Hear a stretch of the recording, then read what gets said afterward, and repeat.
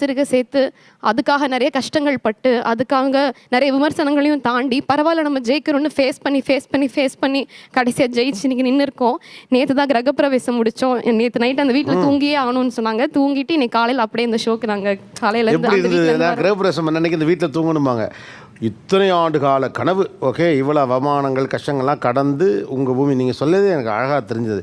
கீழே பூமியிலேருந்து வானம் வரைக்கும் நம்ம ஓட்டு தான் அப்படிங்கிற அந்த ஃபீல் இருக்குல்ல. நீங்கள் தூங்கி எந்திரிச்சு பார்த்தா விடிஞ்சு பார்த்தா நீங்கள் உங்கள் சொந்த வீட்டில் படுத்துருக்கீங்க. எப்படி இருந்தது அந்த ஃபீல்? அந்த சூரிய கதிர்களே அந்த ஜன்னலோட கோடு இருக்கும்ல, அந்த கோடை தாண்டி அந்த ஷேடோ அந்த செவுத்துல வந்து பட்டிருந்தது. அந்த கதிரே வந்து நமக்கான கதிர் மாதிரி ஒரு ஃபீல் ஆச்சு.